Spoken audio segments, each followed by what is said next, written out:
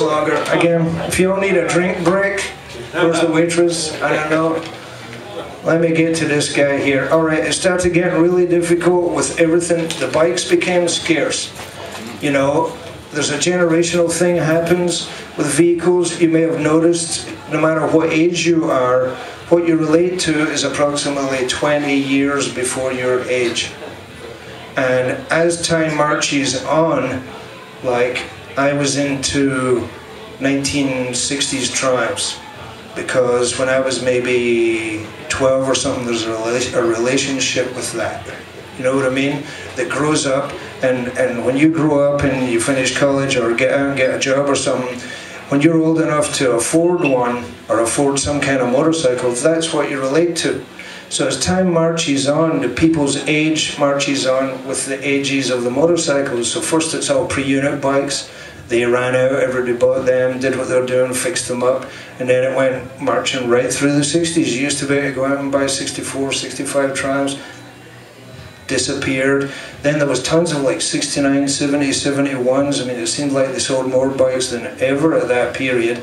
And the age group that could relate to that time, you know, people who were maybe born early 60s could relate to that because they were then old enough to have the money to buy a vintage bike, and what was available was 70s.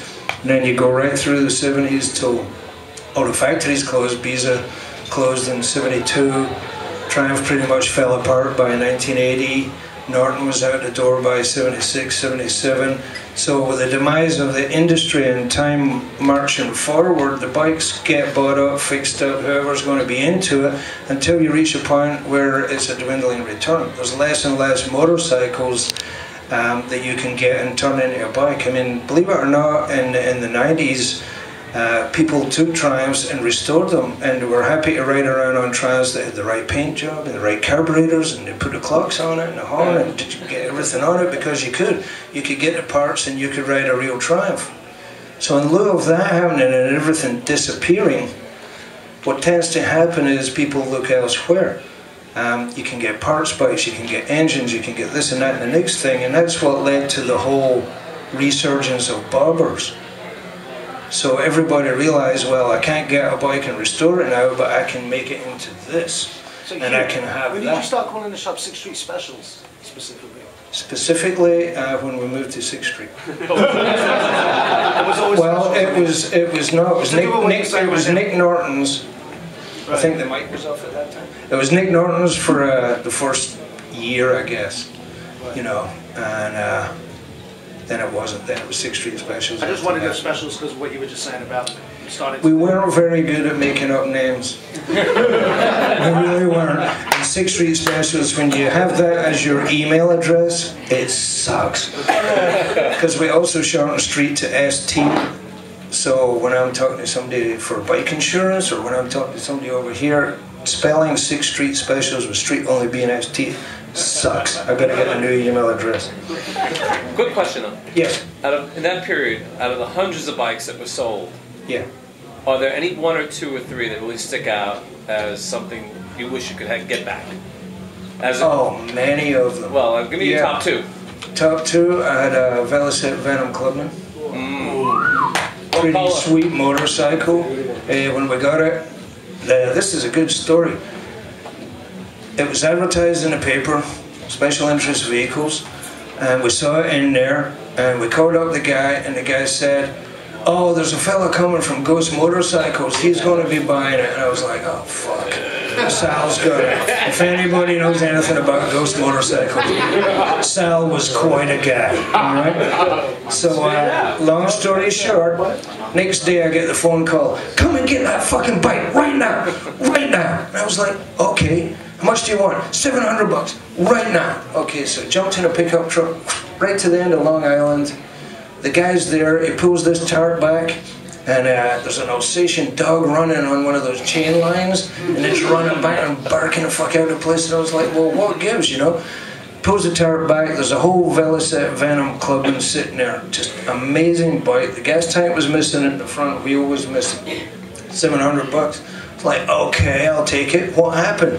He goes, "That guy Sal came here and he this and that, and he tried to give me $200, and I was like, no, there's somebody else who's going to come and get the bike. And he said, don't worry, I'll be back tonight to steal that bike. So the guy freaked out, and that's how I got the phone call and ended up getting that bike. Other motorcycles of note, a guy called up on the phone, because we had adverts everywhere.